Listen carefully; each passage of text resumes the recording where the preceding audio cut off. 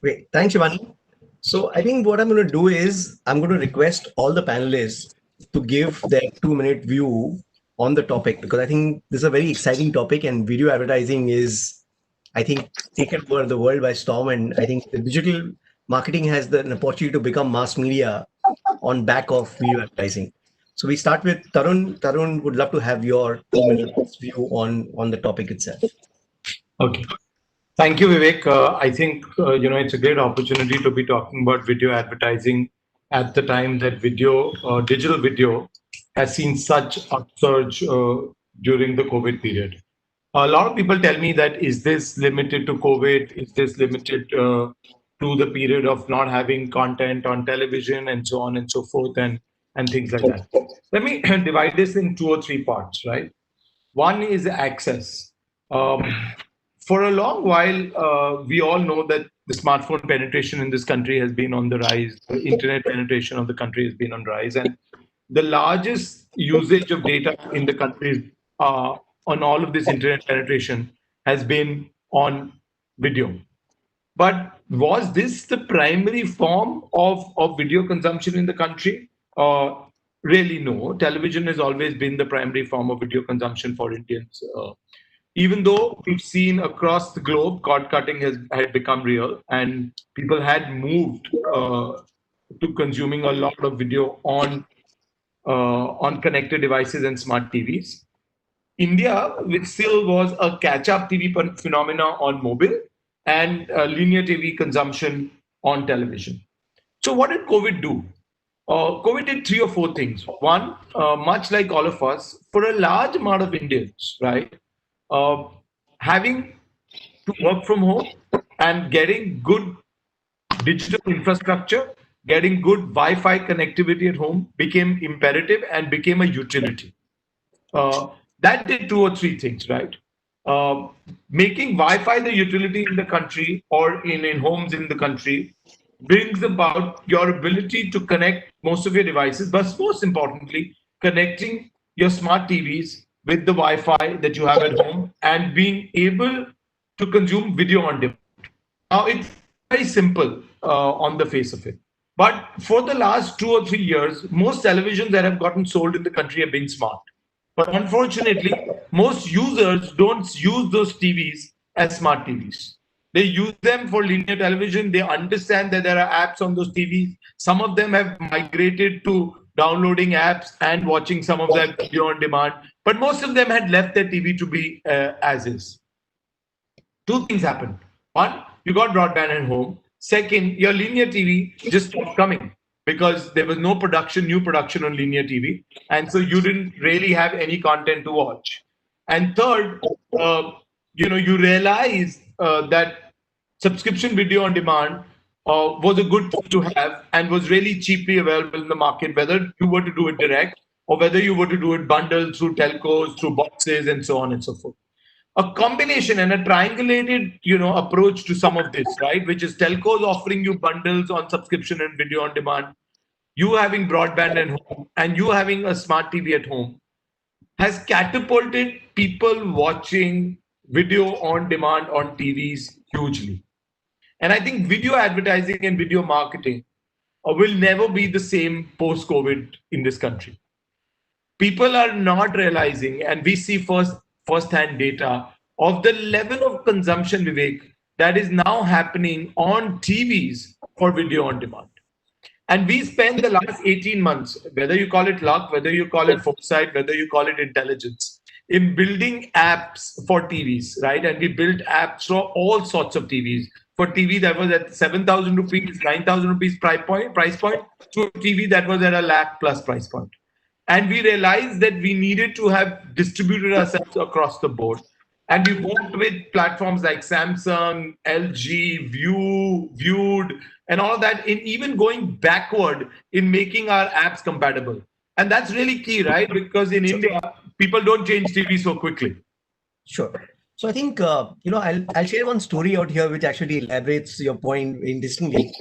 My father had a collection of some 50 100 CDs, and I bought this creative jukebox and transferred all his CDs into the jukebox. Uh, But he refused to use it because he says, "I want to use my CDs." We were traveling once, and the box that carried the CDs, which he was supposed to travel with, got left behind. And then that's the only time, because he wanted to listen to music, he learned how to use the jukebox, and then he never touched his CDs again. So when the Gen Z today is watching content on TV, right, and they realize how powerful it is, in a way that broadcast and sort of the cutting the cord has happened so long ago in my house. I don't even remember. In fact, something had happened and internet was not working. Wanted to watch something in sports a year ago. Then we realized that we had not paid Tata Sky for 1 year or so. That's what happened. So very interesting.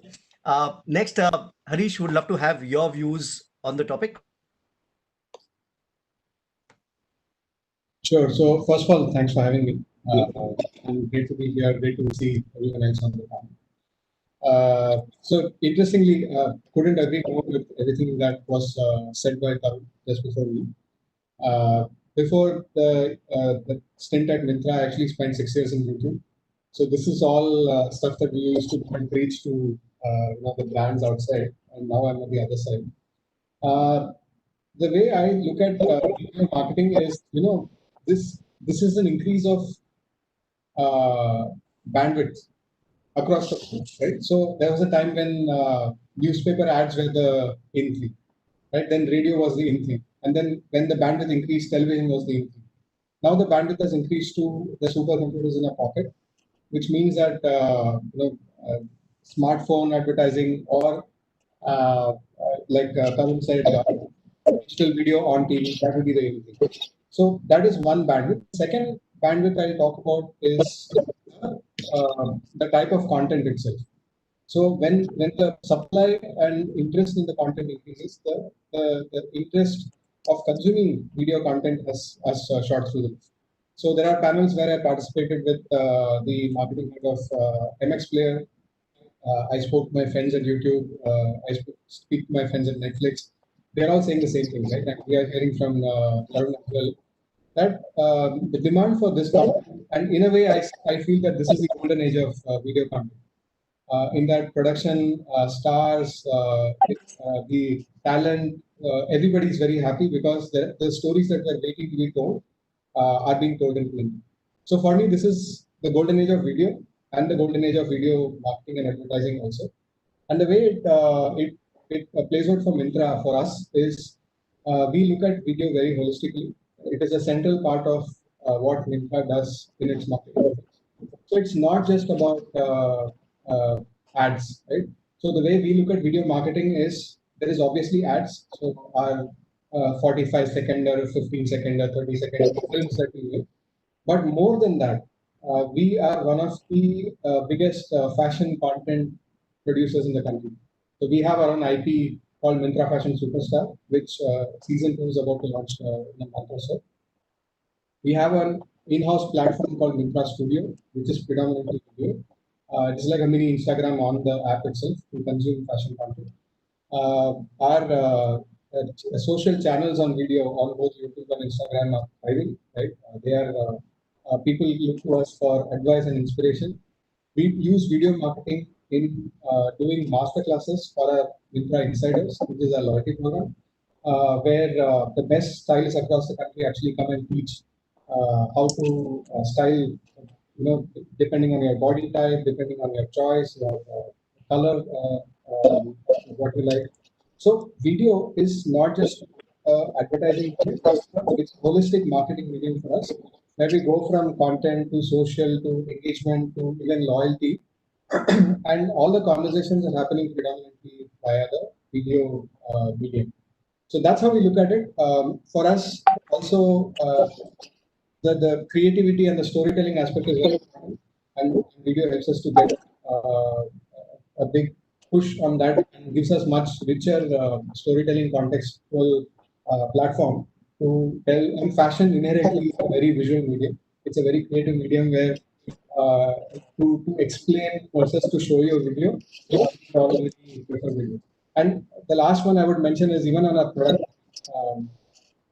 Most people don't know this. We are one of the biggest video catalogs in the country, if not, maybe in the world also, of fashion video. So even our catalog images, the model standing with a certain apparel on them, we have more videos than. So it's at the heart of marketing of touch points. Yes.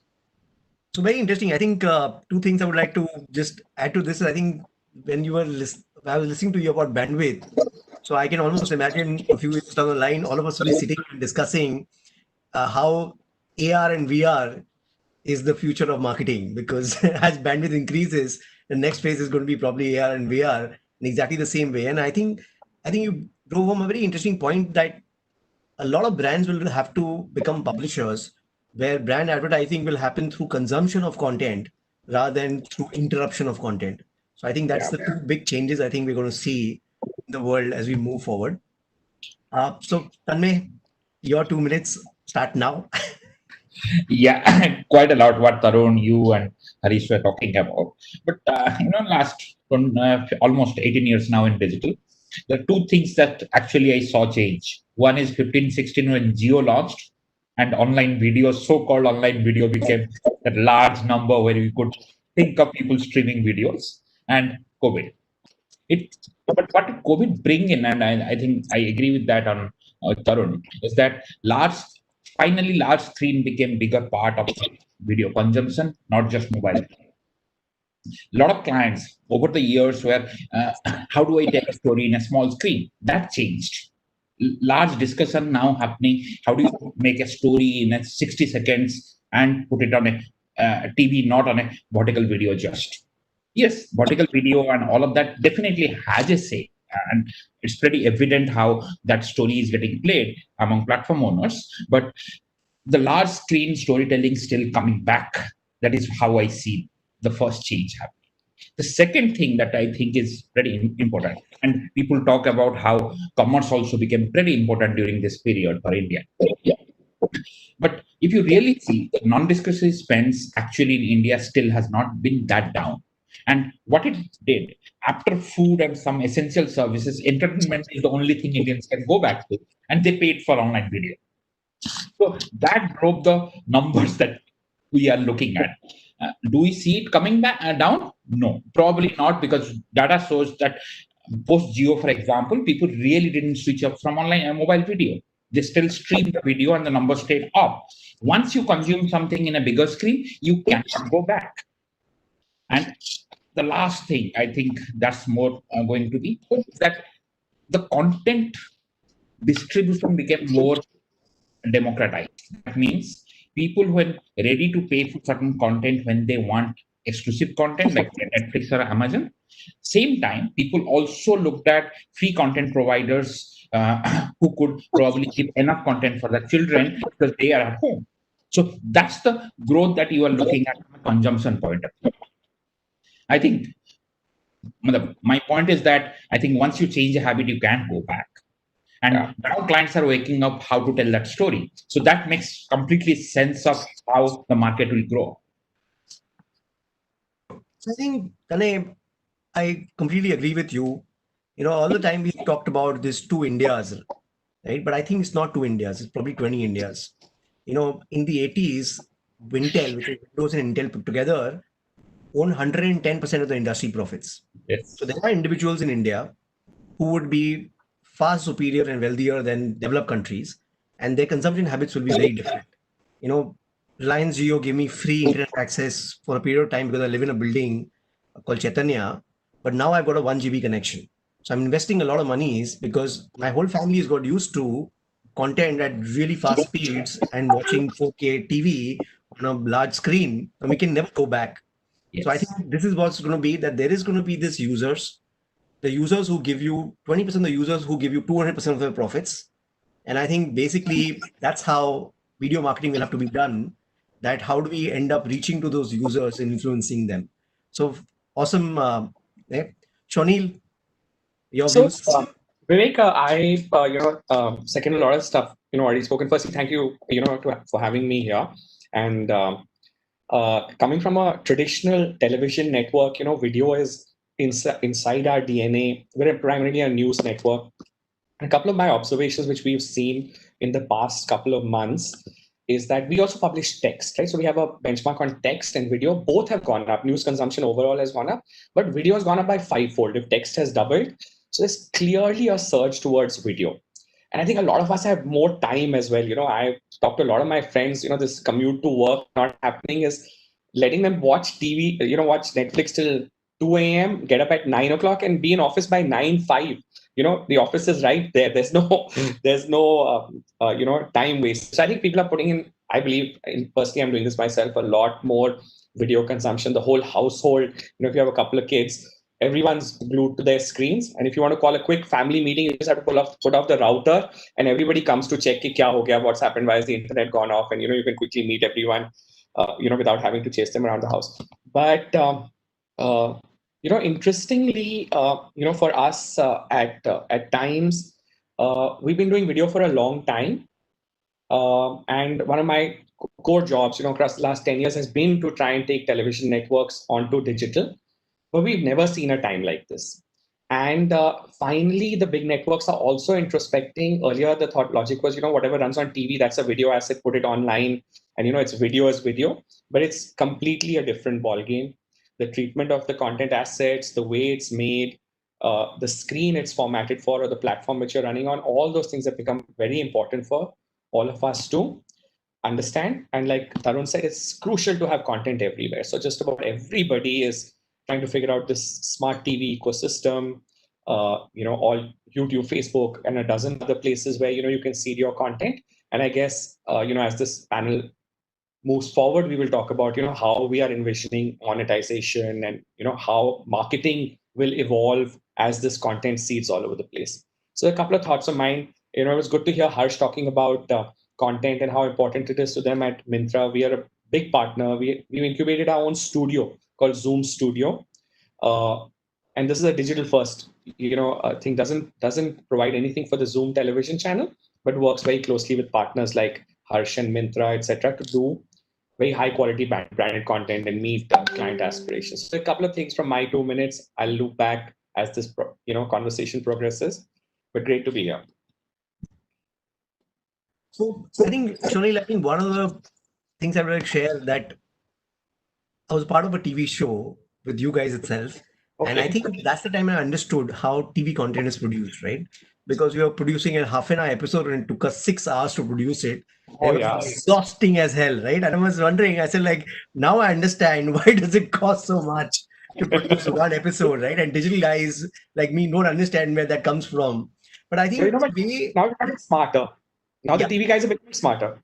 Absolutely. But I think one of the things that I would think the way I look at video advertising is that earlier, to make a medium mass media, it required reach and it requires an impact of an ad unit.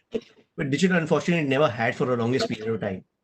Video has brought in that ad unit, especially when you look at a phone, which is a large screen phone in front of your eyes, is equivalent to a 32-inch TV, because from just a distance parity point of view. But I think the way I'm looking at it is Gen Z has forgotten that what is TV and what is broadcast content and what is, streaming content, right? Because they don't even understand it. They don't care, right? And I've also realized that I think we'll have to produce content with different ways. So let's say I'm writing a book because I'm an old fashioned guy. But now what I've done is I've interviewed 9 people on video using Zoom. And I'm going to put that onto a website as the platform of the book, right? The book is called Happiness is a Muscle, but it's on happiness, right? Nothing to do with digital advertising. But the fact of the matter is I realize that Gen Z are not going to read the book. They're going to consume content. So it's almost like we as brands will have to produce content which almost takes care of 15, 20, 30 different audiences across the board if you want to communicate and influence them, right? Yes. So I think what I do is that I'll start my questions with you only, Shonil. So I think what we discussed was that how are the changes that you're making in your org chart? Because now you have this team who has produced half an hour of content, spending 6 hours, and out of that 1.5 hours goes in makeup. I know. How do you actually shift this? You say, okay, now there is this 50 lakh episode which needs to be made in 1 lakh rupees or 50,000 rupees. How do you actually change your organization to make that happen? So, I think so what I have seen in the last 2-3 years is this, the entire organization has to, do an overhaul and, right top down, so that's when the vision translates to the traditional television network moving in the direction of digital. and many teams have to then start rethinking. And there's a lot of legacy, and it's not easy. And people are used to someone walking in and doing their makeup even before they do a news broadcast, etc. To stop that the thing. So we are somewhere in the middle, but the changes are happening very, very rapidly. And another very interesting, to tie into something I said earlier, that earlier you would make content for TV, and then that would be your asset, which you would put everywhere, and try to make that put it on digital platforms. That's completely changing, and one of our early moves have been again in Zoom and Bollywood. And since we are in news, a lot of news becomes very dated. Yeah, if you wait till 9 p.m. to show it in your main broadcast, and earlier the thought was that okay, digital will follow TV. We won't break on digital because TV is our mainstay. Now a lot of that is changing. So for Zoom, for instance, Bollywood feeds us with a continuous supply of content. It's almost like actions happening every minute. We don't wait for a 9 p.m. or a 8 p.m. We put it online, and we are seeing fantastic results from that. And this, it cross pollinates as well. You can use your online assets to push the TV show. But in summary, I just want to say that the entire org is going through a metamorphosis driven by digital consumption. Another big learning is from what you rightly said, that if we continue to do content the way we've been trained to and where we are conditioned to, we might miss out on Gen Z. He's never going to put on a channel and watch it. It has to show up somewhere in his content consumption journey. And now there's a huge attempt to reformat content and making sure that we are everywhere where everyone is.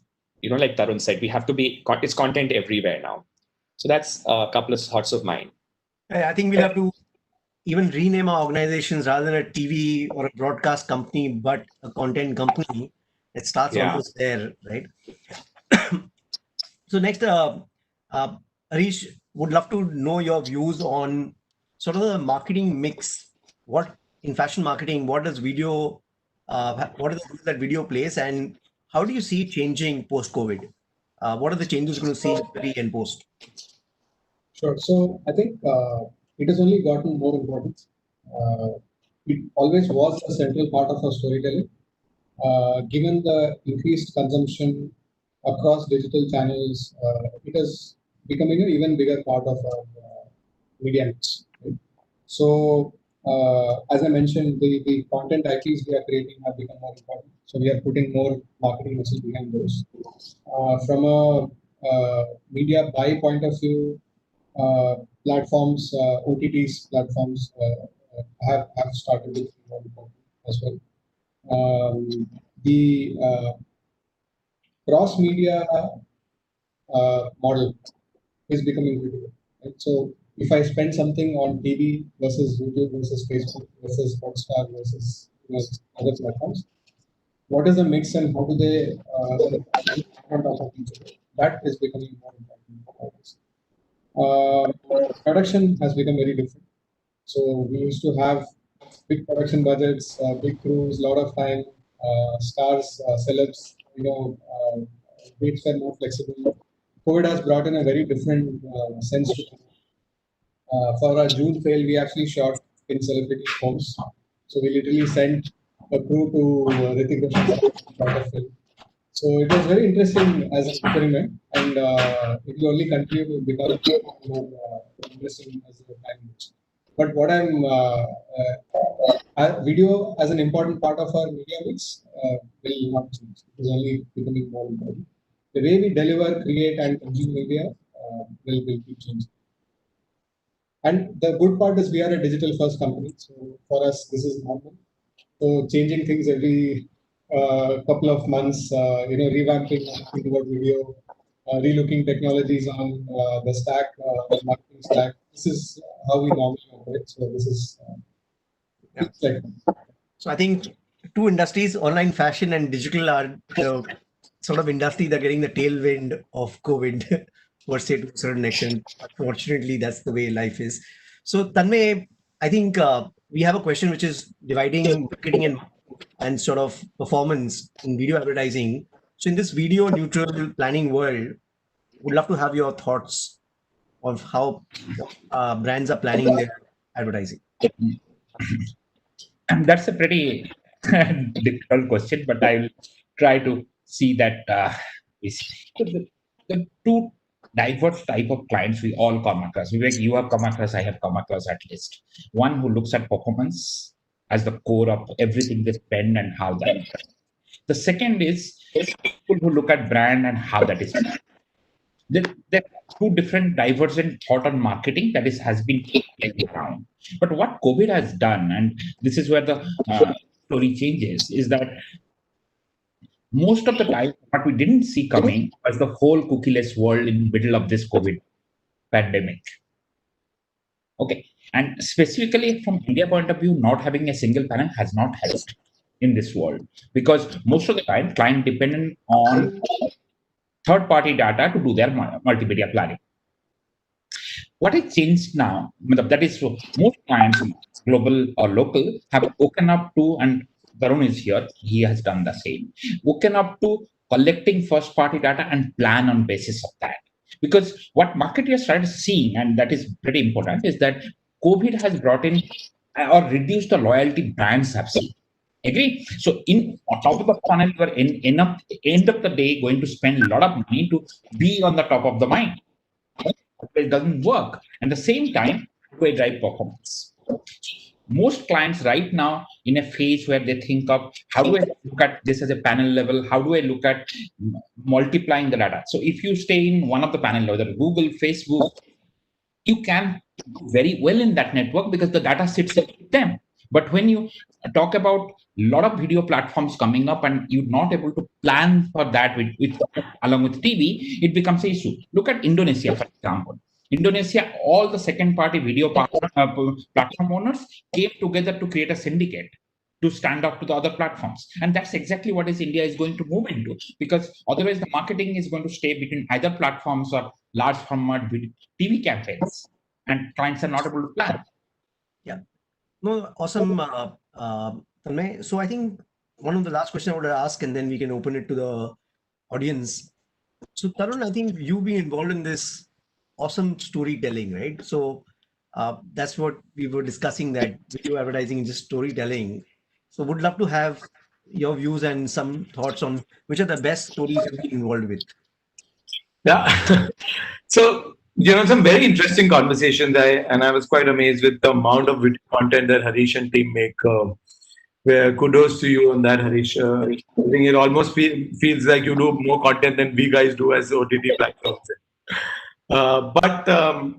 And we'd like to partner you with some of that, so I'll talk to you about that later. But I think, Harish, that in all of this, right, the core of all of this is going to be good storytelling. We can have better fast-parity data, and Tanmay was talking about it, and I agree with him. We've made all our registration mandatory, and so you have to give us age and gender minimum if you've got to start watching our content on our platform. It's very different from what most OTT platforms have done in the world, and even YouTube allows you to watch without logging in, but it was a big step that we had to take. It can restrict your scale up, but it gives you better quality users that you have more information about, and so on and so forth. We tied up with a company that does sensors, which allows us to understand, users by that long and be able to make their profiles even richer than what we know. But when you come down to finally delivering that content, it is about good storytelling.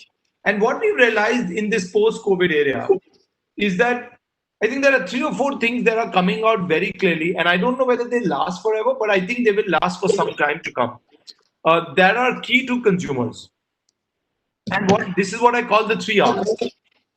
I think people have become real about life, about aspirations, about what they need in life.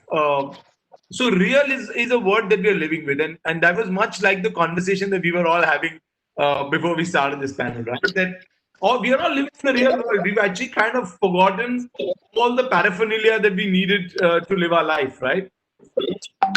The second is relevant, right? And I think that it's become, we all used to do very aspirational advertising. We would do stuff that was, led us to be upwardly mobile and so on and so forth. But I think conversations have to be very relevant to the times we are living in now, right? And we're all living in very different and trying times that we've ever lived in. And the third is resonant, right? It must resonate with my situation, with my mindset, and with what I'm going through. With limited social interactions, with limited social access, it is important for you to have messages that resonate with your users. So I think purposeful content that is real, relevant, and resonant is very, very important.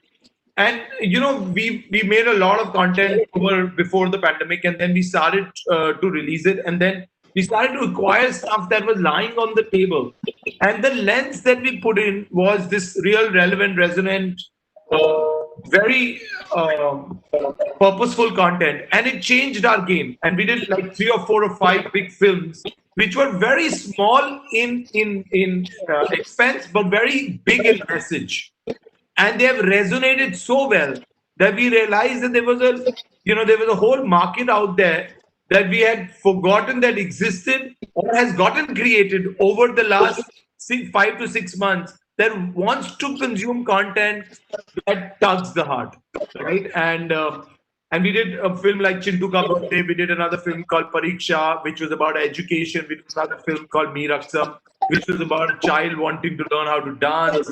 We did many. We're now doing another one called Atkan Chatkan, which is done by Rahman for a child who becomes a musician out of a slum. All of these stories, they have delivered far more than any of the block on our platform for months and years. And it is because I think we have all become far more real about the lives we live in today. So I think that angle of consumer insight and storytelling is very key in video marketing. So I think one of the questions that have come up from the audience is, how does video marketing differ between metro and non-metro audiences?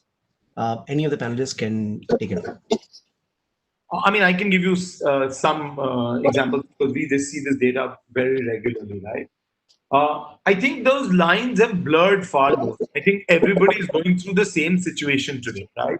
The living in the limited, the living within, the living, with whatever you have and whatever you can afford is real about everybody. Now, they're at two levels, right?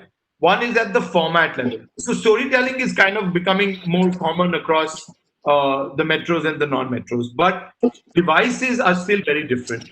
What we've seen is that devices like iOS, which are entry-level devices at the Geo feature phone, devices like the entry-level mobile, have done very, very well over this period, right? We built an HTML5 app for the Geo feature phone, and we didn't think it was going to have scale. But I think whether it is the reverse migration that has happened, or whether it is down trading of some angle, but there has been a huge surge of people consuming across some of these smaller formats and smaller phones, yeah. And it has kind of changed the way we looked at some of this for a very long period of time. So I think a question I would like to ask is that I think the duration of videos as a means of communication, I think can range from 6 seconds, where a lot of brands and a lot of publishers, especially the social platforms, feel is adequate time to communicate a story. To I did an interview with Rajesh Jain, where the interview was 1 hour 42 minutes because he let me speak. So how do you actually create these stories, and what is generally a good size of video? So I think maybe Harish can answer this, or Shonil, like in terms of the fashion videos you do, what is the range when somebody is just showing a dress? Is it like a 5 second video, which is that's about it, or what kind of range of content have you built in different from a time format point of view? So my approach is the content inside the duration. So if it is about a quick sale message, it will be 10 seconds. If it is about a brand story, it will be 50, 60 seconds. If it is a fashion superstar episode, then it will be 20, 30 minutes. We have done master classes, which is 10 minutes. So it depends on the content. And given the flexibility we have on digital, if the content is good, then users are ready to watch. So depending on the content, we let it take its own time. Right? Yeah. And the idea is to keep it crisp enough to sustain interest. So our BTS click-through rates benchmarks we have are quite high, and we expect a lot from people. So some are about hardworking and getting a quick message and a quick response. Some of them are more about emotional response to the video, and some others are about longer format storytelling. So it depends on what the story wants to say, and we decide. Yeah, Vivek, Harish, you're right. Vivek, from my perspective, being a content creating engine, this is one thing which has complicated our lives a lot, because earlier we had one television screen, and our studio set used to fit into that perfectly, and we could plan all our content in one format. Now since we're publishing in a dozen places, and even in the case of branded content where the clients want, say, one or two platforms and not many more, so for us it's become a lot more heavy lifting. We have to treat a content, especially video, differently for each platform. Facebook audiences and the platform behaves differently. YouTube behaves differently. TikTok is a brand new animal, and then we have to cater to the audiences who are already watching us on TV, from our existing audience base. So my only point here is that this is one piece which we are all struggling with, and is become made life quite complicated for our production units. I was just asking how much time is left, because when you're sitting in a hall, you have all these people who come with these boards, time getting over, and suddenly I realize that everybody's left for lunch and we continue talking for hours. I know. That's also okay. So I think we have a couple of minutes left. I think if we can sort of spend maybe 30 seconds each in giving our final views, how do you think, what is the future of video advertising?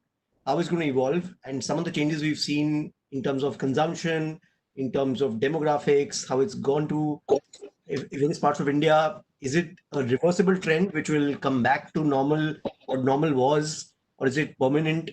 Even the SWOT conversions that have happened from AWOD to SWOT, is that those subscribers that came in only for this period? 30-second views from each one of us would be great. Yeah. Start with probably Tarun. So SWOT is real. Unfortunately for the advertisers, SWOT is real. We're only seeing continuous growth on SWOT, and that movement from SWOT, AWOD to SWOT is going to continue. What really is also happening is 3 or 4, from a publisher point of view, 3 or 4 things. One, scale is real. Second is digital is the norm. Third is video is not video in the same sense. So we just launched like a short video app, which is 90 seconds. We do news, which is live and continuous, and we do AWOD and SWOD, which is long form. And you will have to do a lot of different kind of video as a publisher as well as a marketer to be able to engage different kind of audiences at different. Sure. Tanmay, there may be a possibility it may just get over in the middle. So apologies for that. So I would like to thank all the panelists in advance if we get cut off. I have no control. So Tanmay, you got 30 seconds, yeah. Couple up, and I'm always going to stand this one. Human behavior generally don't change in a short period of time, but it has changed. Okay, so definitely this is going to be a norm. What we just need to wake up and is that as a industry wake up how we are going to address all of these changes, how we make it part of our communication planning, how do we make those measurements matter. That's all we need to sort for right now. Okay. Yeah. So Shivani, we need to cut it off, or we have a minute? I think we should close. Okay, fair enough. So thank you everyone. Thanks everyone. This was awesome. Loved it. Thank you. And we should keep in touch. Yes.